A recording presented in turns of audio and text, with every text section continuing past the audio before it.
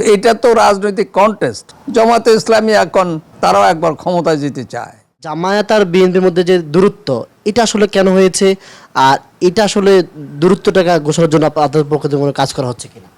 না, দূরত্ব না, কথা হলো ক্লাসে ছাত্র থাকে 30 জন, ফার্স্ট বয়ে একজন হয়, তো সেকেন্ড বয়ও তো চেষ্টা করে ফার্স্ট বয় হওয়ার জন্য। তো এটা তো রাজনৈতিক কন্টেস্ট। জামাতে ইসলামী এখন তারাও একবার ক্ষমতায় যেতে চায়। তো এই জন্য বিএনপির সঙ্গে তাদের যে কন্টেস্টটা, এটা হলো কন্টেস্ট, প্রতিযোগিতা। এটা তো বাধার কিছু নেই, এখানে তো প্রতিহিংসারও কিছু নেই। এটাকে আপনাকে স্বাভাবিক ধরে নিতে হবে। বিএনপি যে রাজনীতি করে, জামাত যে রাজনীতি করে, জামাত বিশ্বাস করে যে Islam is a complete code of life. BNP বিশ্বাস করে না, সেই কথা আমি বলি না। তবে কথা হলো তাদের রাজনীতির উৎস হলো ডেমোক্রেসি। এই সমস্ত অনেক বিতর্কিত কথা, ডেমোক্রেসির ভিতরে আবার কত তত্ত্ব মত্ত ইত্যাদি। এই জেলাতে ধরেন আপনি হয়তো শুনলে যে 54 সন থেকে আমার রাজনৈতিক ক্যারিয়ার শুরু।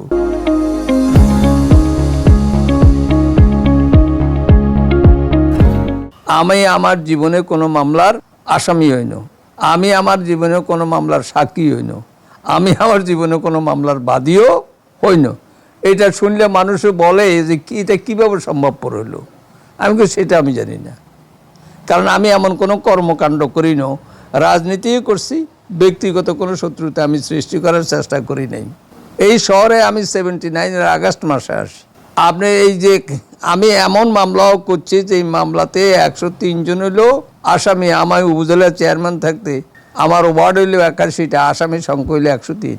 প্রতি ওয়ার্ড থেকে এরকম মামলাও আমি করছি, এবং এরকম 105টা মামলা আমি পরিচালনা করছি। আমার এই জেলাতে রাজনৈতিক কোনো মামলা একটা লোকেরও কনভিকশন হয় না। এখনো সাইরানি পেন্ডিং আছে। এই প্রায় নিষ্পত্তির প্রশ্ন, এখানে কথা হলো কেস ডিসপোজালের একটা নীতিমালা আছে। ওই মানুষ সেই তদবিরটা করে না। কেস হাকিমের ডিসপোজাল করতে হইলে তো সেখানে একটা পদ্ধতি আছে। তো যে কয়েকটা আছে, এই কয়েকটাও আমার মনে হয় খুব বেশি দিন না এগুলো নিষ্পত্তি হয়ে চলে যাবে।